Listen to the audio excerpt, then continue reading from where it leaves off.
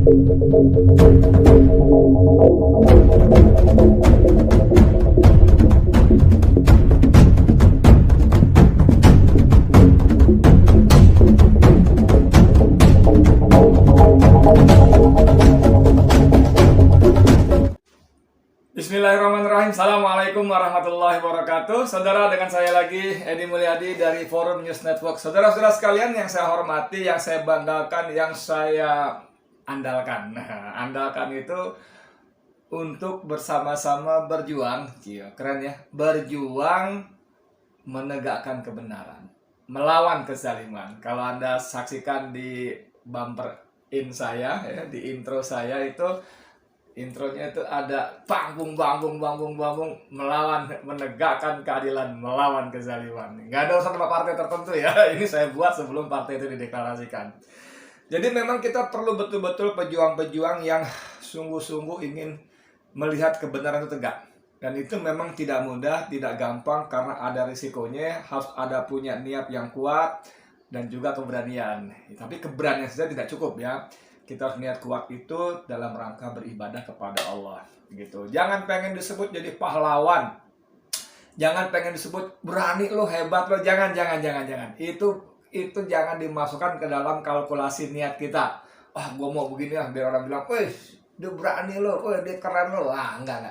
Dia urat takutnya dia enggak ada. Enggak, jangan ya. Kita benar-benar berjuang saja. Nah, saudara sekalian, saya sengaja memajang buku ini. Ini buku yang terkenal TP3, tim pengawal peristiwa pembunuhan TP36 Laskar HRS. Pengawal HRS, ini buku putih dengan judul Pelanggaran HAM Berat. Ini sengaja saya pajang karena kemarin tanggal 18 Oktober 2021 di Pengadilan Negeri Jakarta Selatan digelar sidang atas terdakwa 2 polisi pembunuh Laskar yang mengawal Habib Rizik Syihab dan keluarga. 6 orang tewas terbunuh, ya kan? Sidang itu oleh sejumlah kalangan dikatakan sidang abal-abal, sidang dagelan. Kalangan itu maksud saya dari tim advokasi peristiwa 7 Desember. Jadi tim advokasi, mereka menyebutnya tim advokasi peristiwa 7 Desember karena peristiwa terjadi memang 7 Desember dini hari ya. Antara lain sudah kita kenal Aziz Yanuar, lalu ada Muhammad Ali, ada beberapa yang lain termasuk dari TPUA juga dan sebagainya ya. Termasuk dari kita, saya juga anggota TP3, tim pengawal peristiwa pembunuhan yang diketahui oleh Kiai Haji Dr. Kiai Haji Abdullah Hehamahua, sekretarisnya Bang Marwan Batubara. Bang Marwan juga sekaligus berfungsi sebagai juru bicara TP3. Nah, dalam konteks sidang itu yang kemarin itu, tiba-tiba teman saya Refli Harun ngirimin link, ya dia ngirimin ini nih. Komnas HAM terlibat penghapusan jejak Laskar. Ya, nanti saya kirim. Jadi ketika saya buka, loh ini wawancara saya dengan dia di rumahnya beberapa waktu lalu ya. Ketika, ya belum lama-lama betul lah ya. Itu saya tanya sama dia, ini dimuat ulang karena dinaikin lagi. Dan seperti biasa karena Refli sudah punya 1,78 juta subscriber ya. Itu dalam tempo tadi 2 jam saja sudah 17 ribuan. Sekarang 4 jam sudah 22 ribu sekali.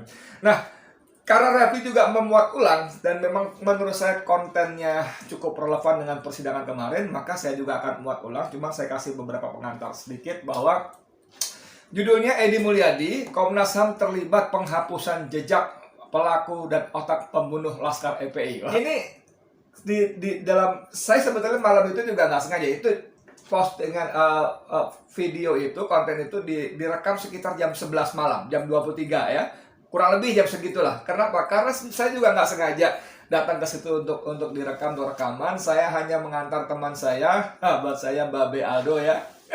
Waktu itu dia memang janjian Babe Aldo ngobrol segala macam, bikin konten. Kemudian tiba-tiba Refli tawarin saya, "Mas, mau bikin konten nggak?" Saya bilang, "Udah malam, Ref, udah jam 11, nggak apa-apa, ayo, saya jam berapa aja jadi." Dia bilang gitu. Jadilah saya ngobrol berdua sama dia ya. Dan topiknya apa? Topiknya soal ini ya. Jadi saya sampaikan kepada Refli dan penontonnya pada waktu itu bahwa ada upaya-upaya yang benar-benar terstruktur sistematis untuk mengelabui lah, untuk menutupi siapa sesungguhnya aktor, bahkan aktor eksekutor, bahkan aktor intelektual yang memberi perintah di balik terjadinya peristiwa pembunuhan terhadap 6 anak muda Laskar FPI yang waktu kejadian sedang mengawal Habib Rizik Syihab dan keluarga perjalanan dari Jakarta menuju Karawang. Nah, saya jelaskan tuh, ternyata bahkan Komnas HAM, saya sebutkan di situ, Komnas HAM yang dari awal memang disiapkan oleh negara, oleh APBN, oleh undang-undang untuk menjaga, memastikan penegakan HAM dilakukan oleh negara, memastikan setiap pelanggaran HAM mendapatkan ganjaran yang setimpal. Justru menurut kami TP3 yang sudah kami tuangkan dalam buku ini, itu justru ikut terlibat dalam berbagai upaya dan rekayasa. Terlibat dalam berbagai upaya dan rekayasa untuk menutup-nutupi peristiwa sebenarnya, siapa yang bertanggung jawab terutama. Nah, tadi dalam dialog saya dengan Refli Harun saya jelaskan, tapi ini saya hanya kasih pengantar aja sebelum nanti saya putar ulang videonya ya. Karena saya berpikir Refli juga menurunkan, apalagi dia orang yang memang ahli hukum tata negara ya. Yang menurut saya tentu dia punya pertimbangan-pertimbangan khusus yang masuk akal dan relevan lah, paling nggak relevan. Kenapa video ini putar ulang walaupun sudah pernah naik sebelumnya di channel dia, di link yang lain maksud saya tentu saja ya, di link yang lain, kemudian dia kirim ulang, dia upload ulang, bahkan di upload ulang dengan link yang baru. Jadi kalau saya upload ulang juga saya kira tidak terlalu keliru dan bisa memberikan semacam refresh refresh, menyegarkan ingatan kita bahwa ada kerja-kerja serius dari yang kita sebut upaya-upaya untuk menutup-nutupi kejahatan pelanggaran HAM ini. Nah, ini videonya ya. Dulu waktu saya pertama jadi wartawan tahun 91, pertama sekali redaktur pelaksana saya itu bilang, "Edi, taruh di kepalamu siapapun narasumbermu, apalagi secara khusus itu pejabat pemerintah, mau sipil, militer, polisi, taruh di kepalamu, I don't believe you." Di kepala aja, jangan diomongin. Nah, itu makanya ternyata sesuai dengan kode etik jurnalistik yang nomor 3 itu, bahwa setiap wartawan itu menguji informasi. Nah, ketika Fadil Imran Kapolda Metro Jaya memberikan keterangan pers, versi dia kan? Iya. Dan semua wartawan, aduh, dengan segala hormat dan mohon maaf, saya sungguh-sungguh prihatin mengutip bulat-bulat apa adanya. Televisi. Ya, itu kan memang jurnalisme muda. Bukan jurnalisme kiri kanan, jurnalisme muda. Gitu ya. Iya, jurnalisme muda. Nah, karena itu kemudian kita Selasa malam itu rapat di kantor FMN, kita mesti datang ke lokasi. Oke. Saya bilang, oke, gue yang datang. Saya bilang gitu. Kalau Pemda saya bilang, oh, kalau yang datang cocok, lu gila soalnya, katanya gitu kan. Dan di lapangan saya temukan begitu banyak hal yang berbeda. Kalau nggak mau disebut bertentangan, berbeda banget. Misalnya tentang jumlah orang yang diambil tindakan tegas dan terukur oleh siapa namanya Fadil Imran. Dia bilang 10 orang, 6 mati, 4 kabur. Itu tidak ada cerita 10 orang. Setiap mobil Laskar ada 6 orang. Bagaimana 4 orang dari mana gitu loh? Kalaupun ada 10 orang, mau taruh di mana orang tuh mobil mini ke? Dan sampai sekarang cerita 4 yang mati nggak jelas. 4 yang kabur nggak jelas. Dan kalaupun ada 10 orang betul-betul, nggak bisa kabur, bos. Jadi di sebelah kiri itu semak-semak tinggi, di sebelah kanan itu jalan tol dengan kecepatan yang cukup tinggi dan frekuensi kendaraan yang cukup padat. Di depan, di belakang polisi puluhan. Mau lari kemana gitu loh? Belum lagi cerita yang lain-lainnya dan sebagainya. Jadi itu yang membuat saya, oh ini masalahnya. Nah, kembali ke Komnas HAM tadi, rakyat publik itu punya harapan besar bahwa lembaga yang dibiayai oleh negara sesuai dengan tupoksinya ya, memastikan penegakan HAM secara benar, secara adil, memastikan negara terutama tidak melakukan pelanggaran HAM. Ya, jadi kalau perspektif HAM itu adalah to protect, melindungi, ya, to fulfill, memenuhi, dan menghormati, to respect. Gitu. Nah, ini tuh melindungi, menghormati dan memenuhi. Dan ini di sini dibuka. Tadi Bung Riyadu sebut ada di bab 4. Ini khusus tentang Komnas HAM ya. Dan memang saya sebagai orang yang ikut terlibat walaupun di awal-awal kisah 6 Laskar ini sungguh-sungguh sangat prihatin gitu loh. Kami di TP3 punya laporan Komnas HAM yang diberikan kepada Presiden. Dan itu resmi dan asli ya pastinya ya. Fotokopi.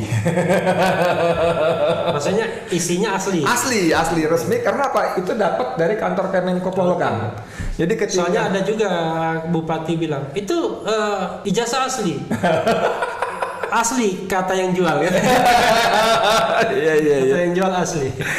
Jadi dalam laporan 103 halaman kalau nggak salah itu sungguh-sungguh menunjukkan bagaimana Komnas HAM secara sangat telanjang, karena saya sebut telanjang karena kita tahu prosesnya, itu ikut menjadi bagian dari upaya sistematis negara ini menutupi bahkan menghapus jejak pembunuhan baik pelaku maupun terutama otaknya. Ini pendapat dari TP3 ya? TP3 ya? TP3 resmi.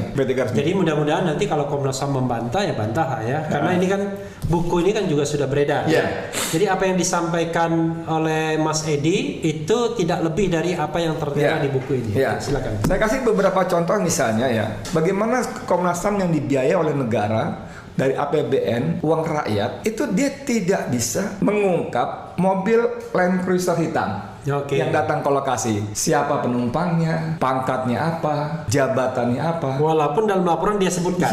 Disebut. Bahkan hanya untuk nomor polisi pun tidak bisa. Seremeh itu pun tidak bisa. Jadi itu ternyata memang bukan tidak bisa, tapi memang sengaja ditutupi. Kemudian sengaja ditutupi itu adalah analisisnya ya? Ya, ada di sini ada analisis, ada anotasi, ada analisis hukum ya. Di bab 4 anotasi catatan tentang pelaporan Komnas HAM, yang kelima kan nggak mungkin juga Komnas HAM sengaja kami tutupi, nggak mungkin itu analisis. Oke. Lalu bagaimana Komnas HAM sebagai lembaga independen harusnya itu berpihak, nggak usah yang rumit-rumit. Dari penyebutan saja, kita semua umat Islam pada umumnya menyebut HRS, mengawal HRS, Habib Rizik Syihab. Dalam laporan 103 halaman, dalam 8 halaman khusus, yang itu jelas-jelas Komnas HAM menyebut dari informasi dari EPI. Itu pun menggunakan kata MRS. Muhammad Rizik Syihab. Padahal nggak mungkin orang EPI. Nggak mungkin EPI MRS. Apalagi di halaman-halaman lainnya. Jadi, apalagi RMS Republik Maluku Selatan tuh kalau RMS itu. Jadi bagaimana dia menyaring begitu rupa gitu loh, menunjukkan keberpihakan. Saya misalnya, saya sebagai sama-sama kita main YouTube begini, kadang-kadang saya baca berita, kadang-kadang lidah saya dalam alam bawah sadar saya sulit menyebut minggu.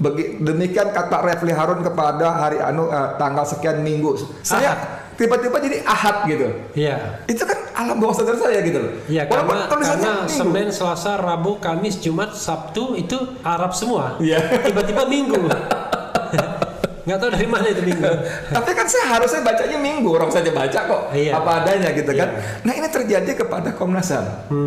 Jadi bagaimana Komnas HAM mengikuti langgam polisi. Polisi sengaja memperkenalkan, menyodorkan, menggaungkan, mempropagandakan MRS.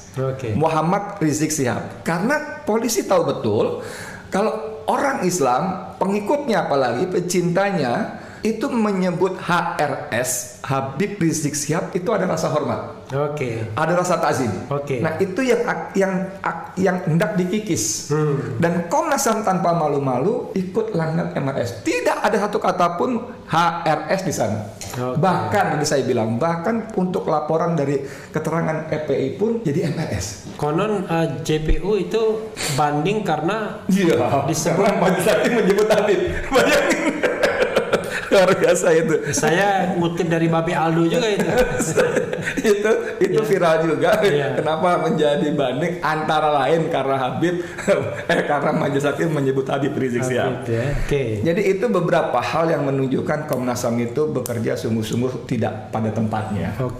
Komnas HAM kepada kita wartawan yang hadir pada konferensi pers pertama, dia dengan sangat yakin dan bangga menyebut kami mendapat dan memeriksa ratusan ribu foto, ratusan ribu film termasuk yang CCTV bla bla bla. Tapi di situ misalnya tidak dijelaskan tentang, dia hanya menyebutkan apa yang namanya gesekan apa nama itu ya. Dan dari awal dia menyebut itu petugas. Sampai disebut bahwa kalau saja misalnya laskar itu tidak menunggu di kilometer 50 menunggu petugas, itu kan salah. Dari mana anak-anak itu tahu itu petugas? Tidak tahu, dan itu pernah juga di amplify oleh Pak Mahfud ya. Jadi itu karena bentrok tidak akan terjadi kalau mereka tidak menunggu petugas. Atau bahkan memprovokasi petugas. Itu sebuah apa ya? Karena mereka tidak tahu kalau itu petugas. Nggak tahu petugas. Dan saya kira juga bodoh mereka kalau dia tahu itu aparat penegak hukum malah ditantang gitu. Mereka nggak pakai mobil polisi, tidak ada identitas polisi, mau sirine kayak mau stiker kayak mau apa, nggak ada. Kemudian mereka tidak berpakaian uniform seragam. Kemudian ketika mereka membuka kaca melewati mobil Habib Hanif, itu tidak menunjukkan ID card. Gue polisi, yang ada justru jari tengahnya gitu. Tanda kotor lah ya. Kotor ya, jari tengahnya ditunjukkan ya. Jadi itu kan sama sekali. Jadi tapi dalam laporannya Komnas HAM secara tidak malu-malu, bahkan secara tidak tahu malu, menurut saya sorry banget ya, siapa Taufan Damanik, siapa lagi Khairul Anam dan kawan-kawan, sorry banget, Anda kerja sungguh sangat mengecewakan. Saya tadinya mencoba berhusnuzon. Kenapa mereka begitu? Sesuai keterangan pers mereka satu lembar bahwa tim. Tapi ini channel ini juga mengundang Komnas HAM ya, kalau mau protes nggak apa-apa. Ya nanti datang ke sini. Boleh. Silakan. Jadi atau dikonfrontir dua-duanya juga boleh. Ya, okay. Jadi saya berhusnuzon, berpositif thinking. Kenapa mereka begitu? Karena seperti penjelasan mereka dalam satu lembar penjelasan siaran pers itu, mereka mengatakan individu tim ini mengalami doxing dan tekanan. Jadi bisa jadi karena ditekan sehingga mereka melintir begitu. Tapi kemudian teman-teman saya bilang, loh itu kan risiko mereka. Mereka tahu bahwa mereka duduk di situ, mereka orang-orang terpilih, kan bukan sembarangan asal comot. Mereka tahu bahwa kerja-kerja ini tadi amar ma'ruf nahi mungkar. Kalau amar ma'ruf mengajak kebaikan relatif hampir tidak ada risiko. Tapi begitu nahi mungkar, kalian pasti berhadapan dengan risiko. Tapi kalau soal pejabat publik tadi memang aturannya memang tidak boleh pilih sembarang. Kalau yang terpilih sembarangan itu berarti ada kesalahan prosedur. Kayaknya saya tahu dia mengarah kemana, tapi bukan itu sekarang kita bicara ya. Oke, silakan gimana? Jadi tadi saya mencoba memahami, memaklumi bahkan ya. Tapi nggak boleh dong, kalian kan kerja dengan uang rakyat. Kalian harusnya bekerja untuk rakyat, bukan untuk justru kami menyimpulkan di sini, kalian justru berperan aktif, ikut menutupi jejak pelaku dan bahkan ini otaknya. Terlampau banyak kejanggalan-kejanggalan di sini nanti kalau bukan bermaksud promosi, karena ini sama sekali nggak ada bisnisnya, nggak ada komersialnya. Selain tadi Bung Refli mengatakan yang berminat bisa dapat soft copy-nya, kami sedang mengumpulkan uang untuk mencetak lebih banyak ini, supaya lebih banyak orang bisa mendapatkan. Tapi untuk itu memang kami perlu uang, dan untuk itu nanti ada nomor yang kita bisa sebarkan. Ini kita jual 100.000 supaya bisa cetak ulang lebih banyak lagi. Rakyat harus tahu. Saudara sekalian, begitu videonya, nggak terlalu panjang kan gitu ya. Tapi menurut saya lumayan menjadi refresh tadi, dan kita akan tunggu sidang pada pekan berikutnya kalau nggak salah. Karena tadi seperti saya sebutkan di awal, PP3, tim advokasi, termasuk juga keluarga korban menilai pengadilan sidang Senin tanggal 18 Oktober kemarin adalah pengadilan dagelan, pengadilan yang tidak semestinya. Mudah-mudahan Allah memberikan kita kekuatan, bantuan, dan ridho atas setiap perjuangan kita menegakkan keadilan, melawan kezaliman. Saya Edi Mulyadi untuk FNN. Assalamualaikum warahmatullahi wabarakatuh.